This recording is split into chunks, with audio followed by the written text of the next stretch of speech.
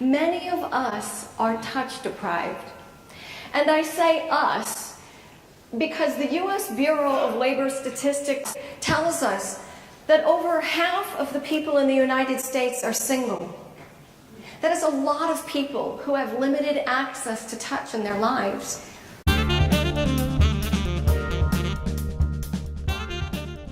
He watched people talking in cafes across the world, so he went to various locations and counted how many times that the individuals touched over the course of 60 minutes. What would you guess the answer is for England?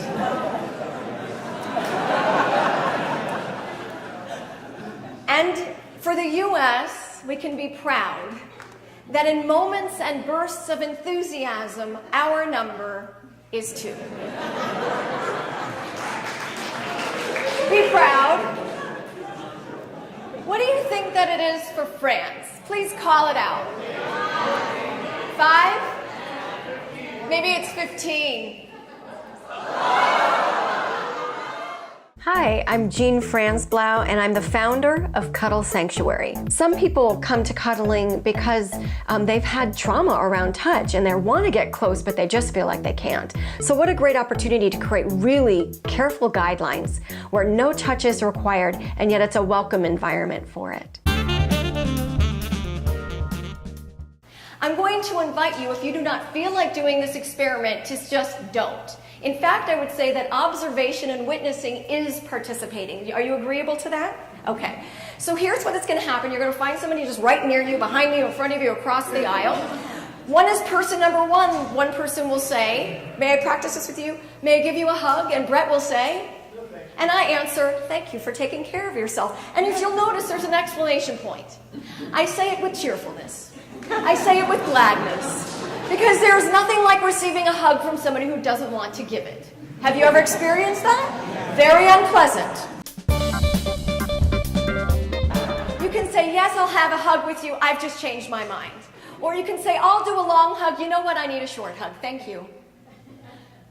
And the other party will say, the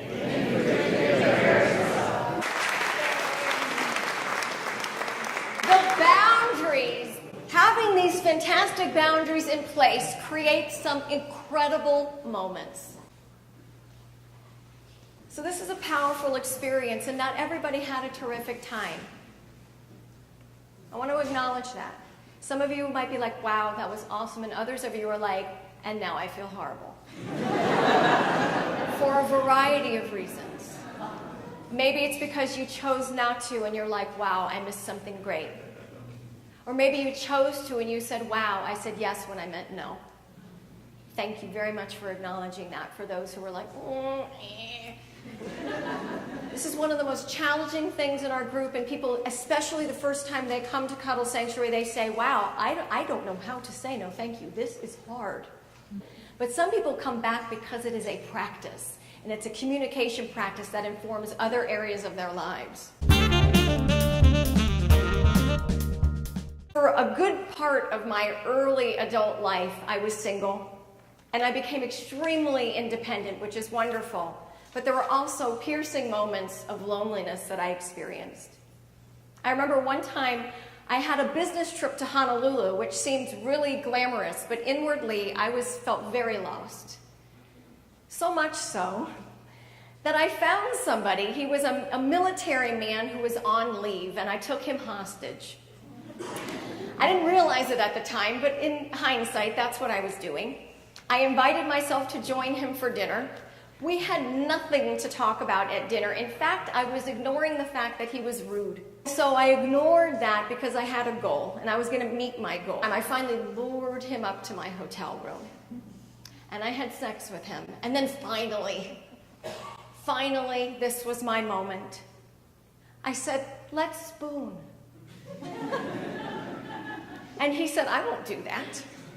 And I'm like, what? Like, excuse me? I've devoted 5.5 hours to this enterprise.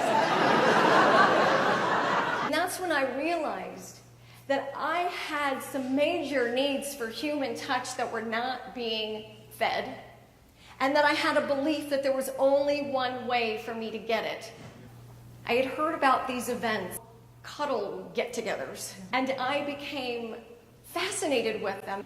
And then when finally I found my first one and attended, I was absolutely hooked.